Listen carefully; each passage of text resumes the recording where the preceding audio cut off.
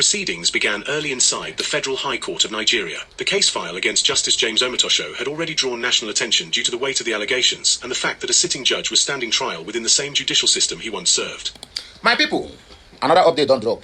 For those of us who will go to the comment section and begin to comment on all propaganda, let me read one or two comments from this clip you are just watching now. Because now, hey, my brother, I'm a the block, because I don't see say a lot of witch hunt is going on social media now. Most especially whenever they are doing the right thing about this Biafra struggle.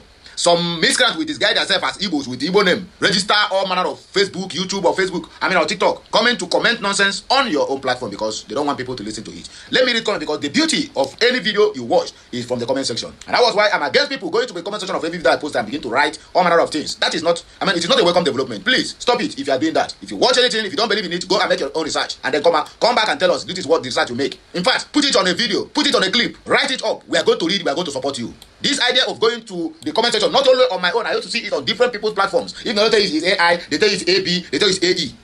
Because everybody now have turned to AI. Nobody can believe anything. Very soon now, even say before you even do anything now, some people will see your wife now and say, this one is not original wife, this one is AI wife. That is the way we have gotten ourselves into. Because whatever that entered into the mouth of Nigerians, or rather, the people that call themselves Nigerians, allegedly, anything that entered their brain now has become everything. Look at Osomole. They caught him red-handed the other day on a private jet, robbing the leg of Akuna.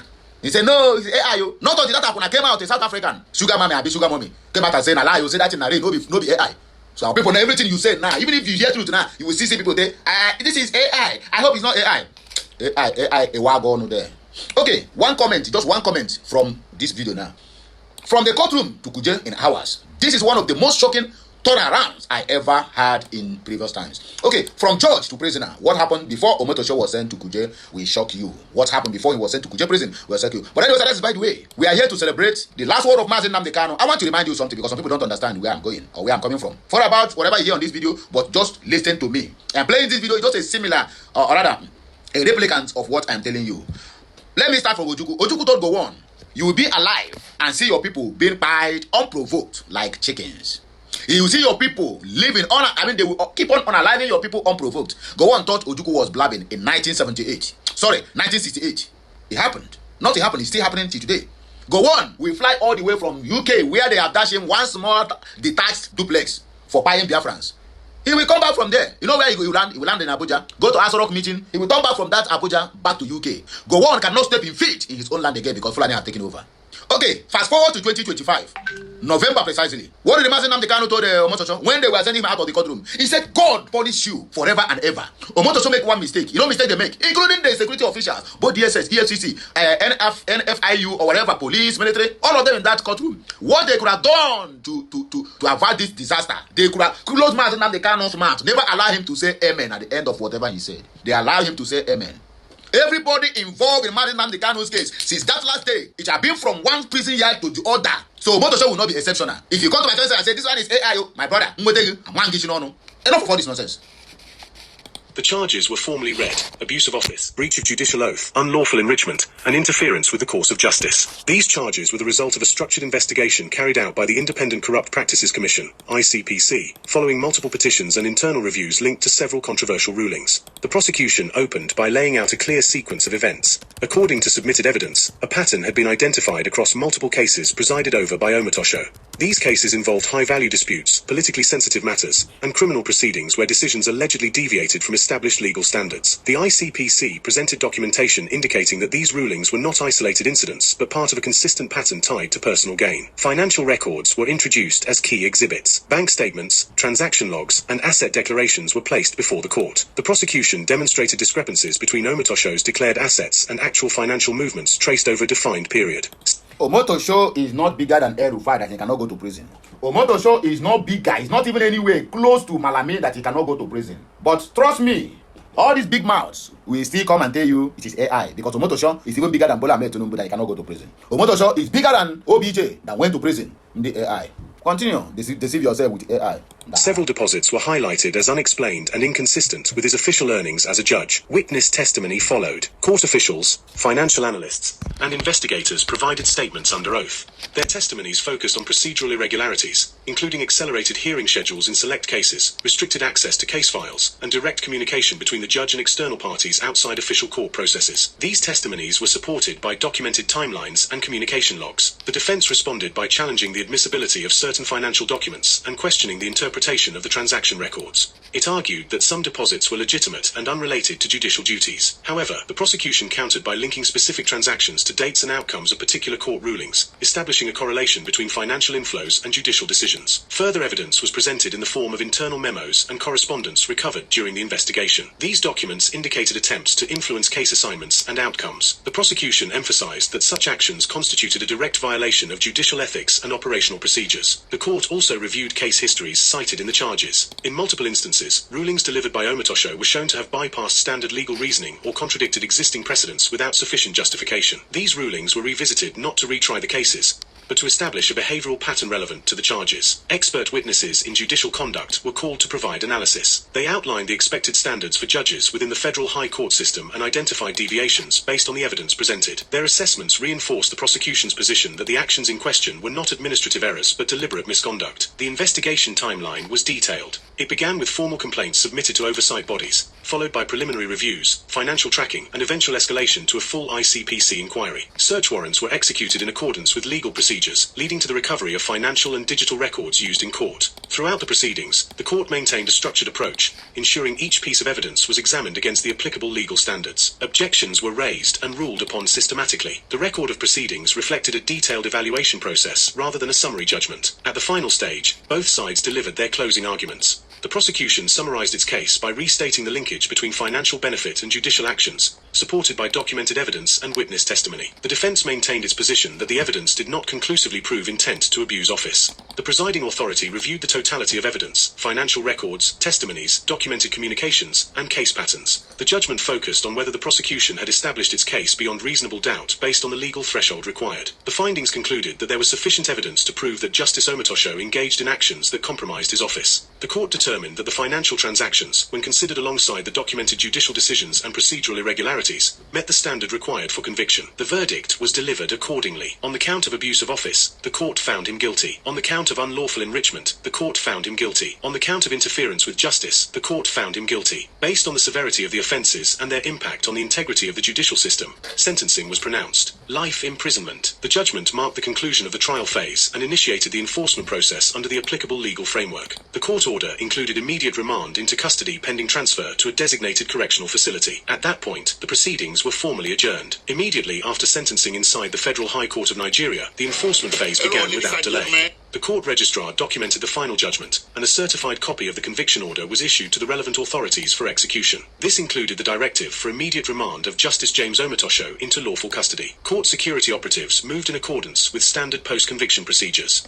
The convict was formally stripped of all judicial privileges and status. The title of justice ceased to apply in any official capacity from that moment. Personal items within the courtroom were collected and documented. His movements were now under full control of correctional authorities. The handover process began within the court premises. Officers of the Nigerian Correctional Service received the remand order and verified the identity of the convict against court records. Documentation included biometric confirmation, charge sheets, conviction summary, and sentencing details. This ensured that custody transfer complied strictly with legal and administrative protocols. Following confirmation, physical custody was transferred. For those of the humble followers and the most respected audience of Okute Daily Talk, from the least down to the highest, I pour out my heart to all of you. May God embarrass you with unwarranted blessings. May your star lead you to where you will kneel down and look up to the sky and say, I finally made it. May your stars make ways for you.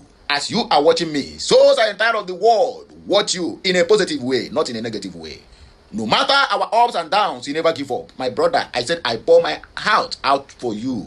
May my God embarrass you with blessings. Anywhere you step your feet, if something is not happening there, my brother, something will begin to happen in a positive way, not a negative way.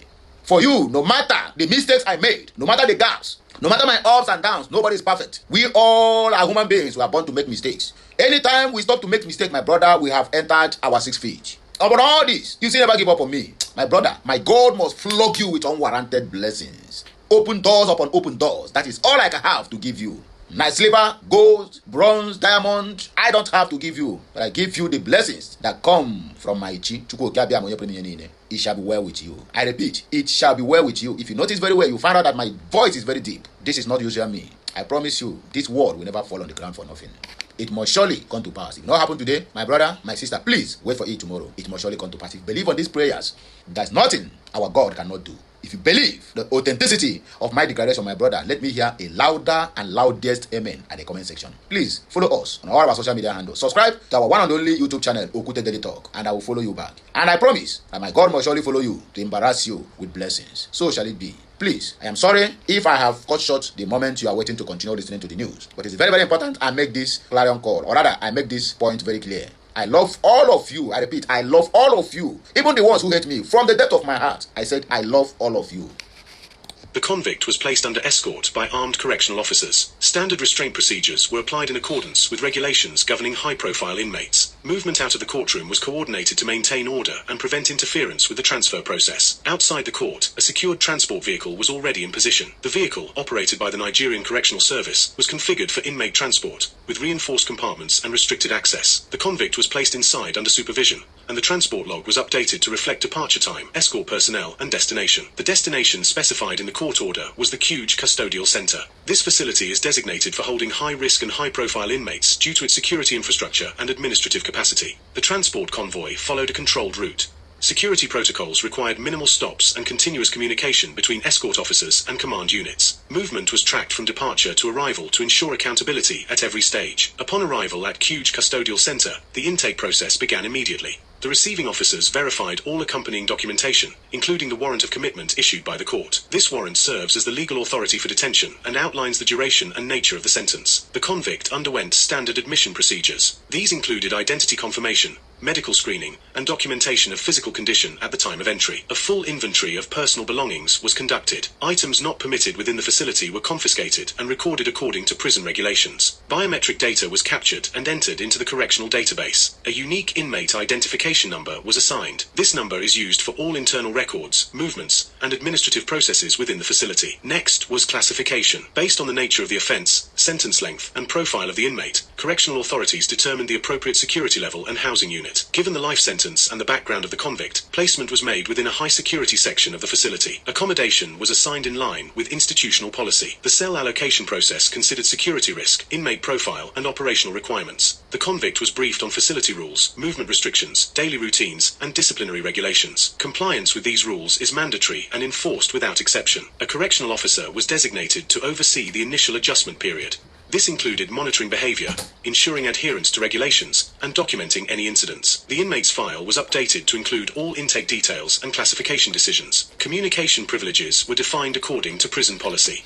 Access to legal counsel remains protected under the law, but all interactions are subject to monitoring and scheduling. Visits, if permitted, must follow strict procedures including prior approval, identity verification, and controlled environments within the facility. Medical evaluation results were recorded, and any required treatment or observation was scheduled through the prison's healthcare unit. This ensures that the inmate's health status is documented from the point of entry and managed throughout incarceration. The administrative unit of the facility updated central records to reflect the new inmate. This information is shared across relevant government databases to ensure consistency in legal and correctional records. The life sentence classification was clearly indicated, removing any ambiguity regarding duration of incarceration. Internally, the inmate was integrated into the prison system structure. This includes allocation to routines such as meal schedules, movement periods, and restricted activities. Participation in rehabilitation or work programs is determined by correctional authorities based on policy and inmate classification. Security monitoring was activated immediately. Surveillance systems, routine checks, and officer reports ensure continuous oversight. High-profile inmates are subject to additional monitoring to prevent security breaches or unauthorized activities. All previous professional affiliations, including judicial office, hold no relevance within the correctional system. The inmate is treated strictly according to prison regulations, with no special privileges beyond those defined by law. The transition from courtroom to custodial facility was completed within the same operational cycle. From sentencing to full intake,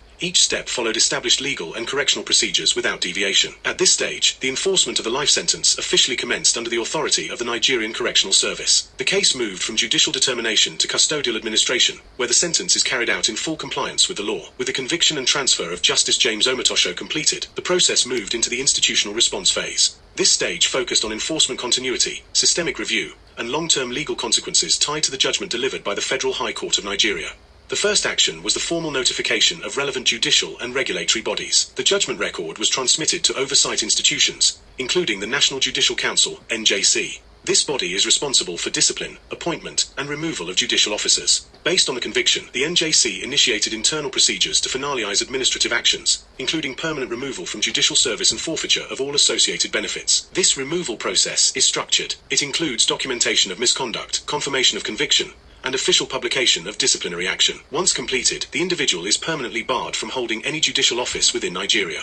Pension rights and entitlements tied to judicial service are reviewed and, in cases involving criminal conviction, can be revoked under applicable regulations. Simultaneously, attention shifted to the cases previously handled by the convicted judge. A review mechanism was triggered to identify rulings that may have been affected by the misconduct established during trial. This process involves legal analysis, petitions from affected parties, and possible reopening of cases where material compromise is suspected. The review is not automatic for all cases. Each case must meet specific legal thresholds to qualify for reconsideration. Litigants who believe their cases were impacted are required to file formal applications supported by evidence. Courts then determine whether the original ruling should stand or be set aside. The Independent Corrupt Practices Commission, ICPC, continued its role beyond prosecution. Post-conviction, the Commission initiated asset recovery proceedings. Financial assets linked to unlawful enrichment were traced, documented, and subjected to forfeiture processes in accordance with anti-corruption laws. Asset recovery includes properties, bank accounts, and any financial instruments identified during investigation. Legal procedures are followed to ensure that only assets proven to be connected to the offences are confiscated. These recovered assets are typically returned to the state through designated government channels. Further investigations were also expanded. The evidence presented during trial indicated possible interactions with external parties. As a result, the ICPC opened additional lines of inquiry to determine whether other individuals or entities were involved. This phase focuses on identifying collaborators, facilitators, or beneficiaries of the actions established in court. Within the judicial system, internal compliance measures were strengthened. Administrative directives were issued to reinforce adherence to judicial conduct standards. These measures included stricter monitoring of case assignments, improved financial disclosure requirements, and enhanced audit mechanisms for judicial officers. Training programs and compliance reviews were scheduled to ensure that all judicial personnel operate within clearly defined ethical boundaries. These steps are part of a broader institutional effort to prevent recurrence of similar violations. At the correctional level, the life sentence entered its long-term phase under the supervision of the Nigerian Correctional Service. The inmate remained under the established classification within the Kuje Custodial Center, with all routines governed by correctional regulations. A life sentence under Nigerian law implies incarceration for the duration defined by statute, subject to any provisions for review, clemency, or parole where applicable. However, such considerations are governed by strict legal processes and are not automatic. Daily life within the custodial system follows a structured schedule.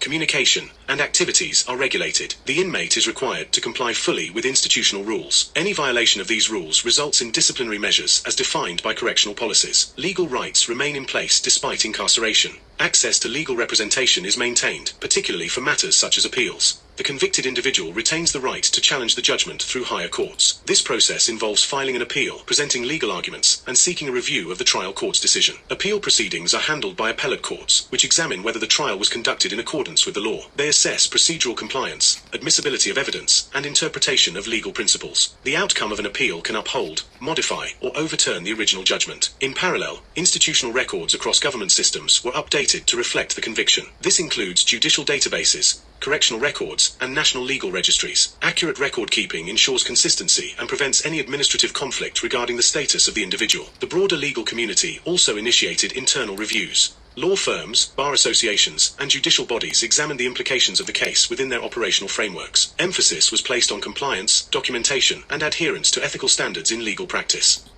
And that is what they said. How far? Drop your comments below. Justice Omotosho has officially been moved to Kuje Custodial Correctional Center following his life sentence for abuse of office and other offences uncovered by the Independent Corrupt Practices Commission, ICPC. You don't hear them finish, right? Or you circulate this video. Okay, Messiano.